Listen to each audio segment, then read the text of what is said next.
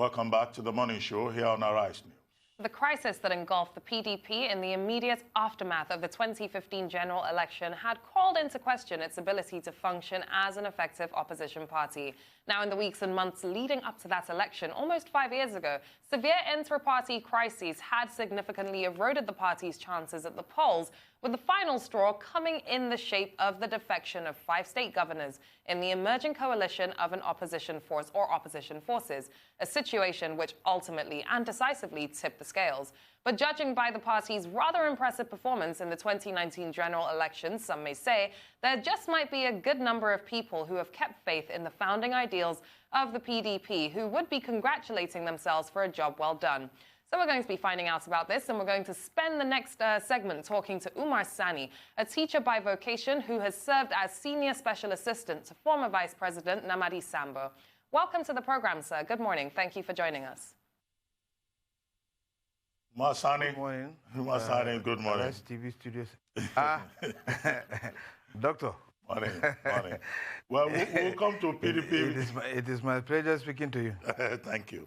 Okay. Now, we'll come back to PDP and opposition politics in Nigeria. But let's start with something topical. You were Senior Special Assistant, Media and Publicity to former Vice President Namadi Sambo. So you worked in the presidency. Yes. And, of course, you know how that place works. Yeah. But the presidency has been in the news following President Buhari's declaration on 2 different occasions. Ministers can only reach him through the office of the Chief of Staff, and that for council meetings, ministers will also have to go through the Secretary to the Government of the Federation, the SGF.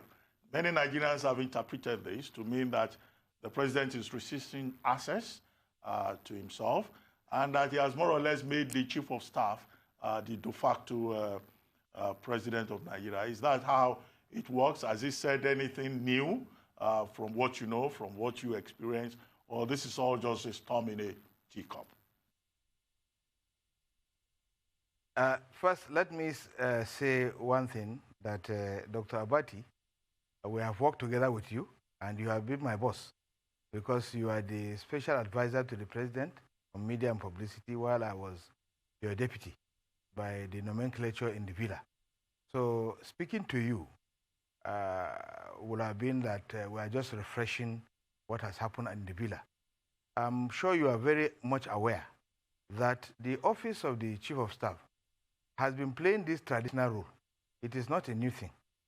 And the SGF, the only new thing is that the president came out to say that the minister should report to Chief of Staff on certain issues, and then the SGF on another. But by and large, ministers themselves are staff of the president. They are for also part of the aides of the president who help him in actualizing policies and policy direction. Now, the only thing that such policy has always been in existence is to lessen the work in the president's office, because there are if every minister will bring a memo to the president and for the president to treat, it will take a very long time before that memo is treated.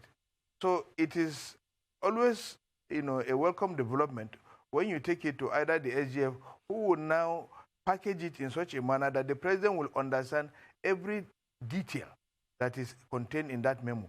However, even where such things are not they are not clear to the president, he has other aides. He can minute those files to either his economic advisor or his legal advisor or any other person that the subject matter refers to. And the person will further advise him properly before he can approve or give his consent or whatever on that matter. So I don't think this thing that it is generating is anything new. We know the Chief of Staff does such type of vettings. You bring your memos to the Chief of Staff, who will now take it to Mr. President. Before he does that, he will have to explain, write and explain more details about, or summarize the memo so that Mr. President will be able to read it, comfortably and be able to, approve it. And more so, the Chief of Staff can meet Mr. President even at home, when he's not in the office, and the work continues even at home. And the President will give the necessary approvals where necessary and reject those things that are not supposed to be approved, as the case may be. So I think it is a storm in a teacup. Okay, a storm in a teacup. Let's move to look closer into the PDP as a leading opposition party now. This is a position that the PDP is stepping into for the second term in a row. How do you think the party has been doing as the leading opposition? Would you say that you're proud of the stance that your party has taken, or are you a little bit disappointed and watered down at how the PDP has gone about a lot of matters at hand since the Buhari administration entered its second term? I would love to get your analysis on this. Okay, let me state it clearly that there is what is called trading places. The APC has consistently been an opposition, even though it was a merger of other political parties who have been in the opposition and who are very well schooled in the nuances of being an opposition. So for AMPP, ACN, CPC, and other smaller parties to come and merge to fight the PDP, they are used to this type of opposition thing. And the PDP has always been in government. So when you trade places, you are expected to have issues. The government of the day is still behaving as if it is the opposition, while the PDP is still behaving as if it is the ruling party. Why did I say that? I say that because the type of pressure, the type of direction as an opposition that the PDP should give to this government is not forthcoming. In fact, very little challenges come from maybe press statements or statements issued by the national chairman, or in some cases, you have some governors, going outside the box to say one or two things as a challenge to the government. However, it is even Nigerians that are providing that needed opposition to the government because of the numerous challenges the government has created, which is affecting their lives in one way or the other. However, I think the style of the PDP is a matured system of opposition. It is not an opposition where you just have to continuously and consistently be abusing, the government. Where the government has done well, you will say, well done, government. But where the government has gone astray, it is very incumbent for the party to bring out those mistakes and to give the government direction. However, we all understand that the government is not tolerant of criticism. So if anybody comes up with, they do not look at it from the point of view of national interest or the development of the country. They look at it as you want to bring the government down. So if such type of things continuously happen, then playing on opposition in Nigeria becomes very difficult, because anybody who speaks and challenges the government, he is surely going to be a guest of the EFCC.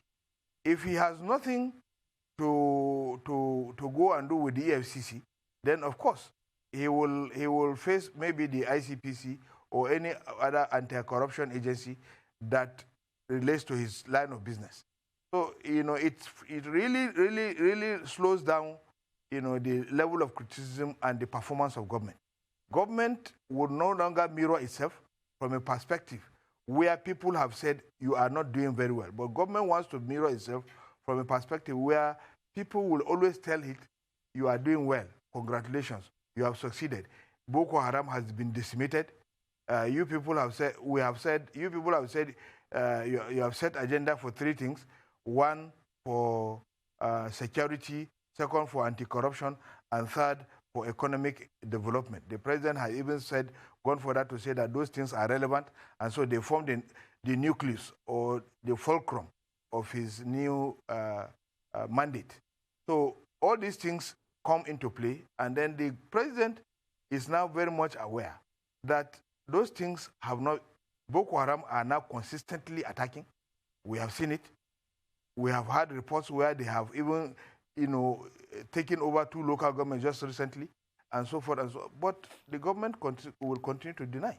Then you have the issue of the economy. The economy is in a comatose. We all know. Nigerians feel the impact. They feel the impact, but the only thing that the government does to cushion the effect as a social safety net is to give 10,000 naira to trader money to market women. And that trader money is not, done in good faith. It is done when there is an election in a particular area or a particular state. Just recently, there was trader money in Bayelsa. So trader money just surfaces when there will be an election, so that the people's conscience and the people's votes will be voted using such type of avenues. So in essence, I will say that PDP has really been playing matured opposition, and I commend them because I do not also want the nation, to scatter due to the fragile nature of issues that have been popping up. There are so many self-determination issues. You have issues from the iPod, the prescribed iPod. You have Boko Haram attacking from here. You have militancy. You have kidnappings. So the country is overheated. Now, you cannot go ahead and add so much salt to injury by creating so many avenues that will cause conflict, cause rift, and disorganize the people. Umar Sani is still talking about opposition politics. Yeah. Now, during the presidential campaigns, you were one of the spokespersons for the Atiku campaign, for the PDP. Now, Vice President Atiku... We still remain that. Okay. Vice President Atiku Abubakar is in Dubai, and he just made a statement. He said that the federal government is trying to silence President Olusegun Obasanjo by accusing him of not paying tax, by raising all kinds of allegations against him. He's former Vice President Atiku Abubakar saying that President Obasanjo is above the laws of Nigeria, and that the government of the day, has no right to investigate him or ask him questions. We'll take a short break now. When we return, we can then have your thoughts on that particular question. We'll be right back. Don't go away. Stay tuned. Welcome back to the morning show here on the Arise News channel. Still with us in our Abuja studio is Umar Sani, former presidential aide and spokesperson for the Atiku campaign during the 2019 general election.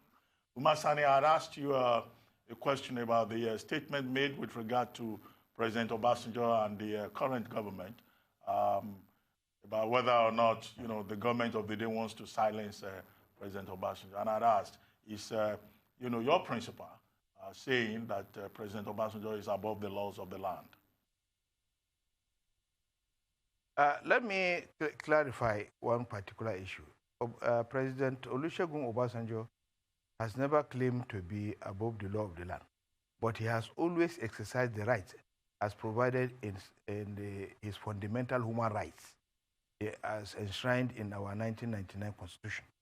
He has a right to express himself as to what is happening within the country. He has a right to provide guidance to those who are going astray as far as the nation is concerned, because he has been there, he has seen it all. There is no position that Olusegun Obasanjo has not held that he ought to have held in this country. He has been the president, he has been head of state here. So what does he want again? So what he wants is to leave a legacy of giving direction to whoever takes over from him, or whoever is on the throne, performing such functions. Now, having said that, I have not seen where Obasanjo is claiming that he is above the law. If you find... No, not President Obasanjo. The comment by the former vice president that, there is an attempt to silence now, the Obasanjo. comment... Yes, there is an attempt to silence him because if former President Olusegun Obasanjo is guilty of not paying his tax, these are issues that can be sorted out with the Federal Inland Revenue Services. they can come to him and give him his tax claims, and then he is expected to remit. When he refuses to do that, that is when, but you just, just haphazardly you say you are conducting investigation into somebody who has refused to pay tax or he has not been paying tax. That is an attempt to give a dog a bad name in order to hang it. Now, President Olusegun Obasanjo has been a consistent critic of any administration that has come after him. And his consistency is based on his own convictions. Whether rightly or wrongly, what he has been providing is direction. And in fact, when he left office, he created a platform where people would discuss on leadership, the African Leadership Forum, where most people were going there to discuss issues of leadership and how to get leadership right. So you can see that it is his passion to ensure that once the leadership is right, then the followership will step in line. Now, for government to try to silence him, that's very unfortunate, because President Obasanjo has said that he will not stop talking until he is dead. So nobody can stop him.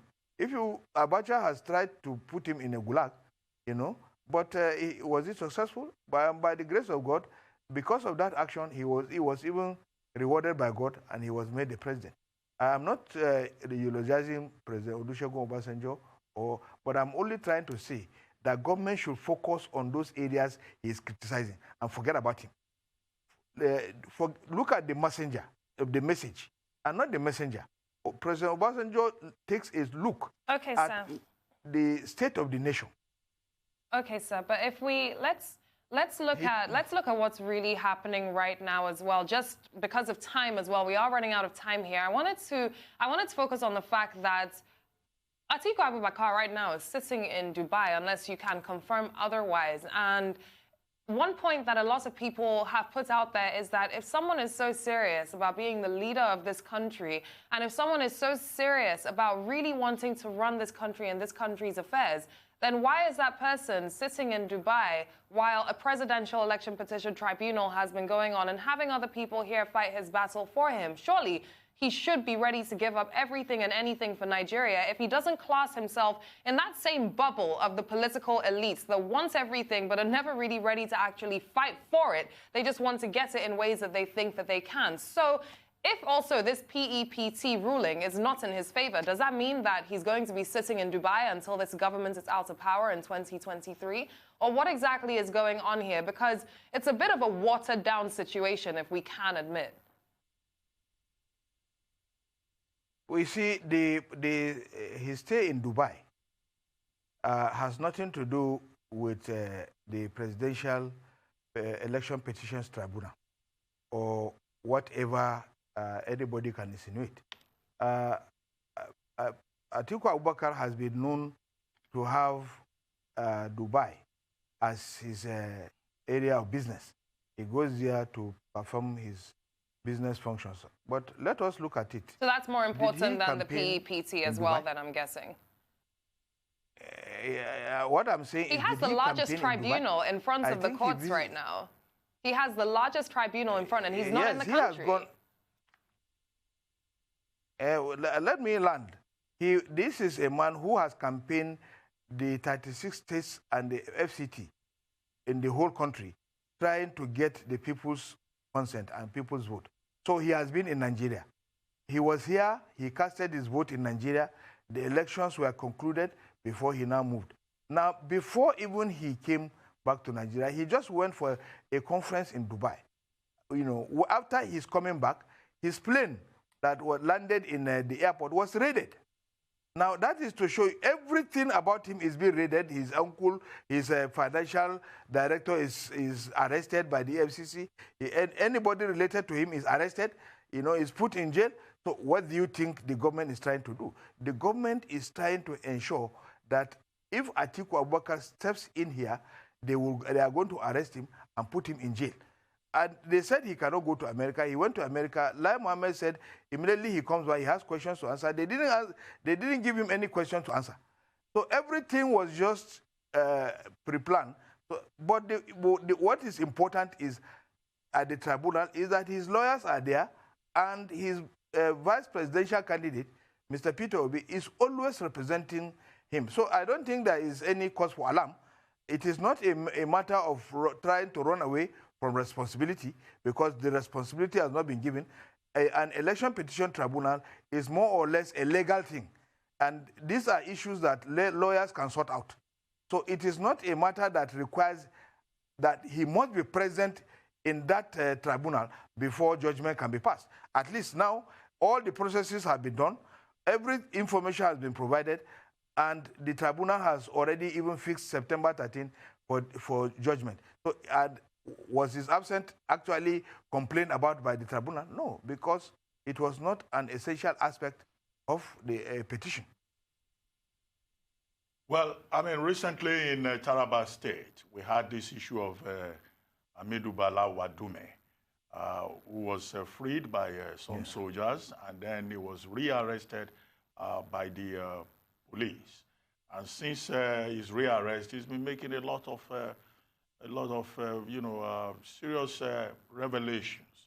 Now, one of those revelations was his point about having worked for the People's Democratic Party, particularly for Governor Darius Ishaku, from whom he said he collected 6 million naira to assist during the elections and mobilize able-bodied men and all of that. Is it standard practice in the People's Democratic Party to engage the likes of Amidu Bala Wadume? Because that doesn't quite look good, the PDP being mentioned in connection with something that is so untidy. You see, in the first instance, Dr. Abati, let me state here that it is not proper and it's not a good practice for somebody who is in custody of the police to be issuing statements, statements that are actually contradictory in nature. For instance, the first time he said it was APC that gave him 30 million to work for them, but that he doesn't like the APC, and he collected 6 million from the PDP, 2 million in the first tranche, and then 4 million in the second tranche. Now, having said all those things, and these things are coming. These are things that can be said to be outside the scope of the committee set up by the president, in the Ministry of Defense, to ensure to unravel all the mysteries and all the issues surrounding this. If these issues are put before the public, it means that the work of the committee that was established by the president will be made nonsense of, because they will not be able to come up with something factual that Nigerians should believe. Because the actual actors are allowed to be talking to the media and they are expressing issues. And most times you will see that because there are conflicts between the police and the army and so forth over the issue, the police that have him in custody will want him to speak so that he will lend credence to their actions. And then the army will not be happy because they are investigating a matter that ought to have been investigated by the police. So, and the army is trying to be indicted. So all these things, they come into play. But I do not think the Governor Ishaku is, of the stock of people that will give any money to any Wadume to go and do some criminal activities. Certainly not. And the PDP itself is not a party that does things like that. It's an organized party. And once money is even going to be disbursed, there are laid down rules and procedure that money is disbursed, and not through such means. So I don't believe that what Wadume is saying, makes any sense. I also don't think that we should be too quick to dismiss. But before we round up the discussion, it would be great to get your take on the ministers that have been appointments. Just in 1 minute, sir, what do you feel about the ministerial nominees that have now received their portfolios and are about to hit the ground running? Seeing as your party as well did, through your spokesperson, describe the list as uninspiring. So I'd like to get your take. Well, I would like to toe the line, but I will also not say, use an adjective to qualify all of them. That will be unfair, because everybody's performance, will be judged by what he has, come up with to the table with. Now, those people who have been reappointed, what was their performance? And those that are coming in, what is their pedigree? These are the things that we have to look at. Now, with their pedigree, will they be able to perform? And those who have been reappointed, when they're in their first tenure, was their performance satisfactory to Nigerians? To me, I believe that some of them have performed, those ones that came back, and some of them have not performed at all. Thank you very much. And so thank you very much, Umar Sani, for the questions you have raised and for the insights you have shared with us and our viewers this morning. We'll be having another session with you again very soon. Thank you very much.